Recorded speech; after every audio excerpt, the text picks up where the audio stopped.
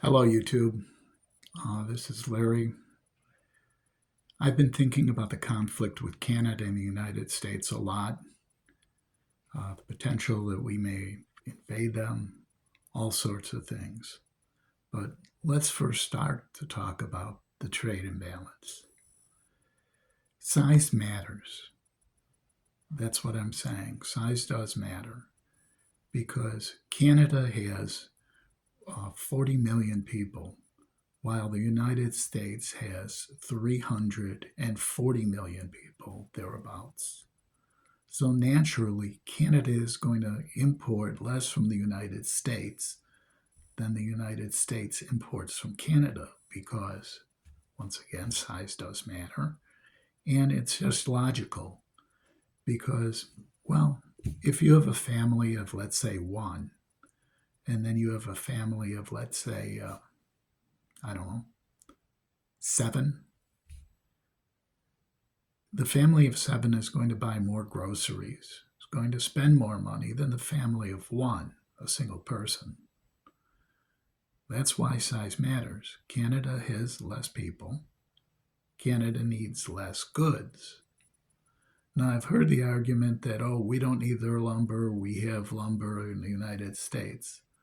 A lot of the lumber that they're talking about are basically, we can't harvest it because it's protected. It's old redwood. It's things that people go to for tourism. It would devastate, if it was logged, it would devastate people going to the redwood forests. It would, basically, these trees are preserved. These habitats are preserved. Some of them are even preserved because of environmental laws, wildlife preservation. So, what the Orange Buffoon is talking about, Mr. Cheeto himself, is fuck everything, destroy the world, rape it all, so that there's nothing left. And then in a few years, when, you know, we don't have any more lumber, what are we going to do? And besides, a lot of this wood, the hardwood and stuff like that, would increase the cost of construction tremendously because the wood is pricier. The wood is harder to work with, being that it's harder than the pine that they use. Increased construction costs, increased costs on falling the trees, harder to move. The blades at the sawmills would wear out quicker. It's a more expensive wood to process. So, all in all, it is not a solution. It's more of a problem. Well, let's talk about other things. Canada, per capita, imports more alcohol than other countries. With the ban on spirits coming from the United States, a lot of the red states are going to be hurt dramatically. Basically, Jack Daniels is going to be kicked in the nuts. They're going to lose a tremendous amount of market share. Other American bourbon, California wines, all of this is going to be hurt. Not to mention the farmers, because Canada imports a tremendous amount of produce. Now they're doing contracts with other countries, New Zealand, other countries around there. So basically, markets that the United States has had, they're losing. And once they're gone, they're going to be gone forever. It's crippling the United States. The statement, make America great again, is more like make America less now. Okay? And then wanting to make Canada the 51st state. Well, Canada's huge. Could be the 51st and 52nd state.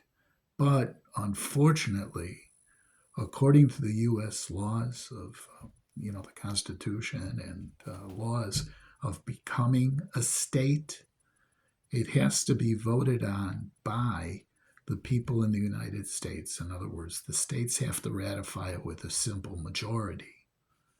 Maybe there's enough Republican states to do that. But here's the second part.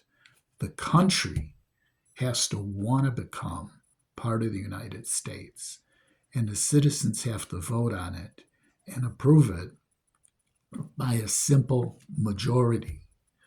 From what I've seen, probably 90% or higher of Canadians do not want to become part of the United States. They don't want it. They don't want to give up their socialized medicine.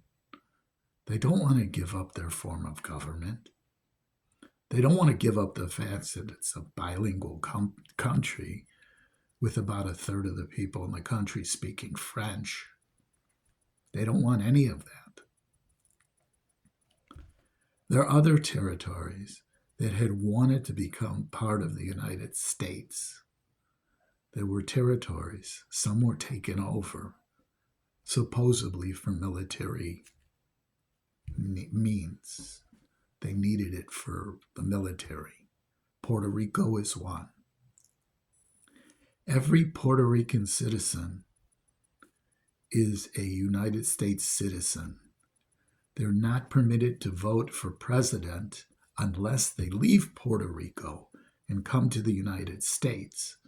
Once they're in the United States proper, they can vote for president. Now, why isn't Puerto Rico part of the United States? Just a territory? Well, Hawaii was a territory.